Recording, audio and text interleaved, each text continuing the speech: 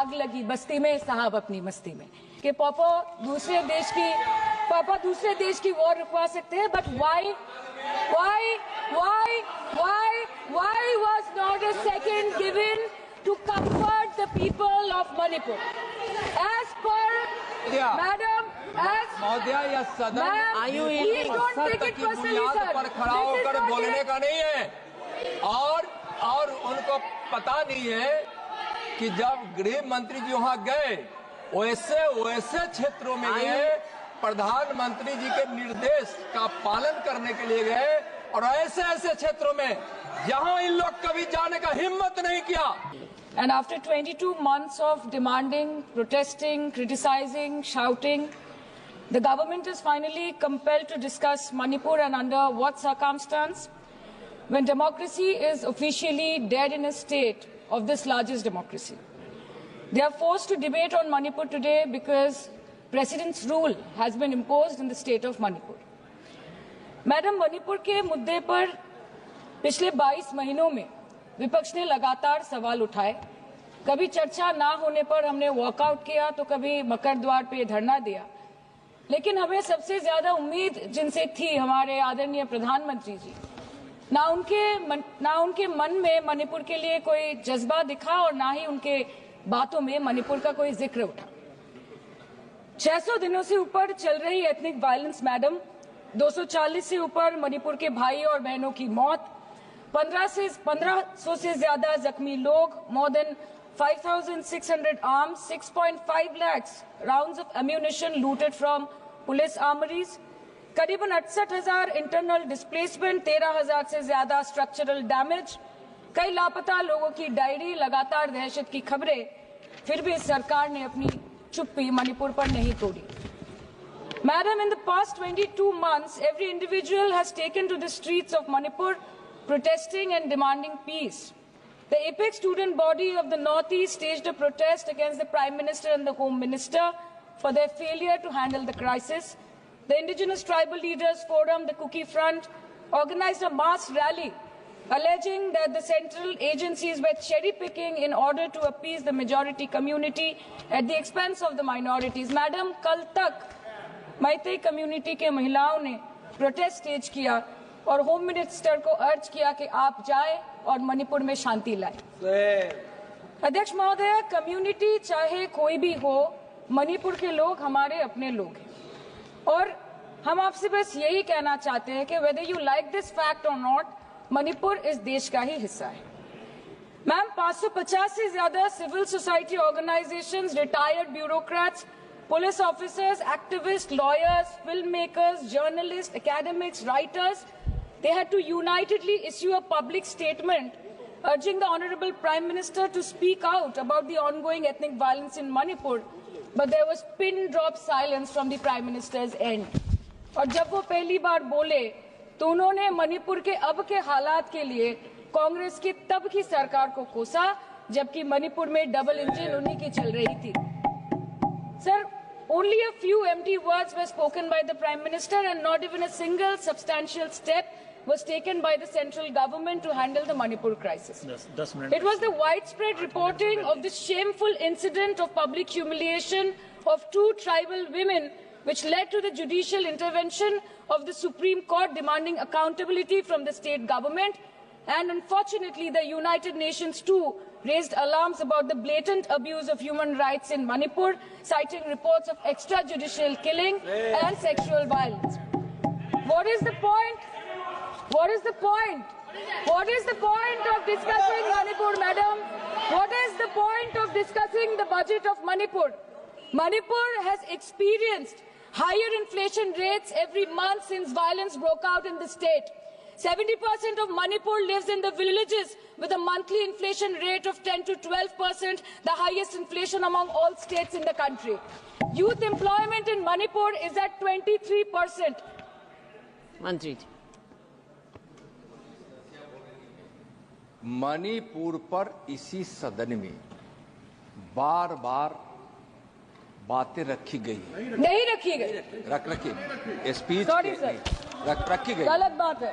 और गृह मंत्री जी भी, प्रधानमंत्री जी भी अपने भाषण के क्रम में वहां की स्थिति को बड़ी स्पष्टता के साथ रखे।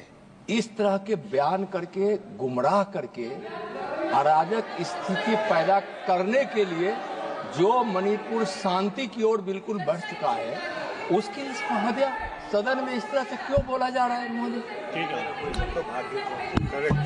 Budget for healthcare slashed by 23% and 11.5%, and budget for education slashed by 17% and 5.6% in the past 2 years. Budget for nutrition has been cut by 25%. Social security spending for tribal communities have seen a massive cut of 47%. And price rise is bleeding every family dry, no matter what their ethnicity be. What has the Manipur budget demands of grant proposed for reducing inflation and ease supply chain for the network of the state? Approx 6,164 children between 6 months to 6 years, 2638 adolescent girls, 232 pregnant women, 753 lactating mothers are currently living across 325 camps in Manipur. By April 2024, 554 babies were born in relief camps since the violence erupted, including 2 maternal deaths as per official data. Madam, media reports के अनुसार चुराचंदपुर के एक relief camp में 80 से ऊपर लोगों की मौत हो चुकी है, कभी ट्रॉमा तो कभी मैलन्यूट्रिशन तो कभी बीमारी से।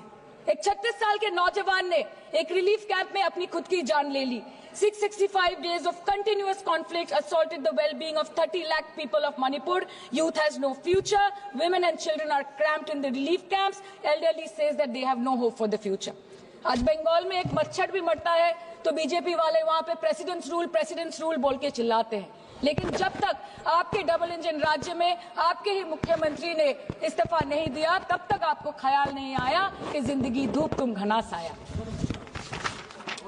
Madam, my humble question is, if President's rule was the solution, why was it not imposed months ago, when people were continuously dying and houses were set ablaze? After allowing Manipur to burn for months, today you are here with a bouquet of rosy promises.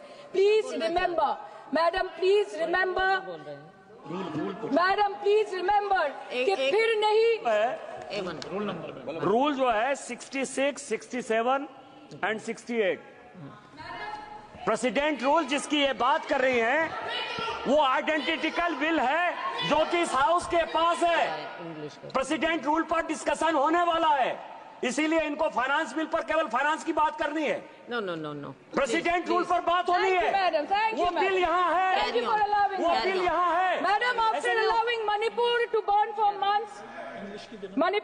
for months, today you are here offering bouquet of rosy promises. Please remember, फिर नहीं बसते वो दिल जो एक बार उजड़ जाते हैं गालिब, कब्र कितनी भी सजाओ कोई जिंदा नहीं होता। Please remember this.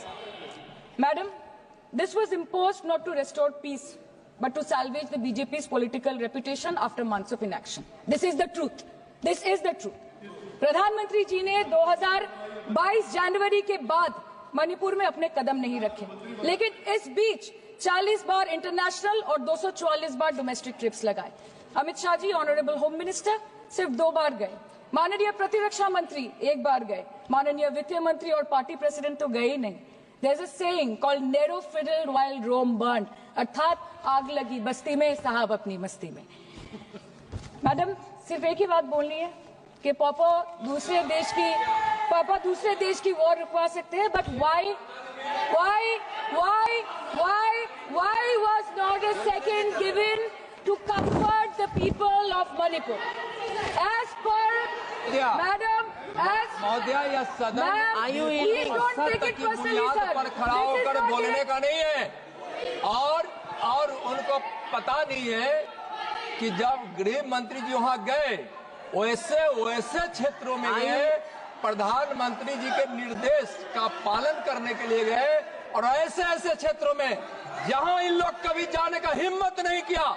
और वही धरती गवाह है, जब वहां इन लोगों के राज्य में जब वहां हिंसा भड़की थी, 10,000 से ज्यादा लोग मारे गए थे। क्या यहाँ सदन को क्यों गुमराह किया जा रहा है? और बजट पर The Home Affairs was said that the ministry will talk to both the groups so as to bridge the ethnic divide at the earliest, पर उस ब्रिज का टेंडर अभी तक पास नहीं हुआ। The bridge has not yet been constructed. Mr. Shah visited Manipur on 29th May 2023 and constituted a peace committee under the chairpersonship of Governor of Manipur. But there has been no development since. बाद में देखा गया that the governor को जबरदस्ती वहां से हटा दिया गया because she echoed the voice of the people of Manipur saying that Manipur के लोग दुखी है, मणिपुर के लोग अपसेट है। उन्होंने सिर्फ मांगा था कि प्रधानमंत्री एक बार आए और उनसे मिले। इसमें इतनी गलत बात कुछ नहीं है madam. Is this the reason why the government always shies away from discussion and debate?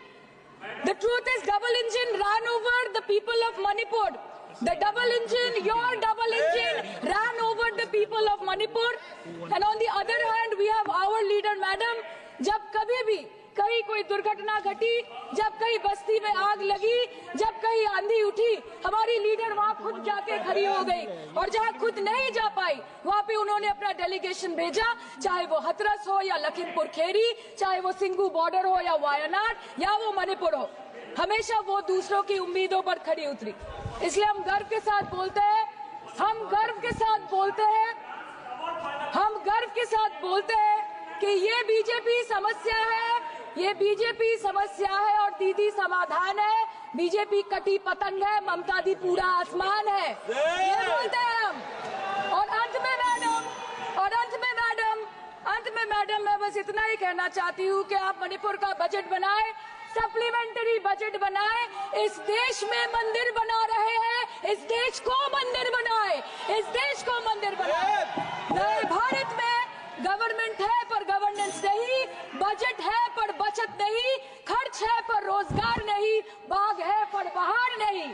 ऐसे भारत को हम जानते नहीं, ऐसे सरकार को हम पहचानते नहीं। आज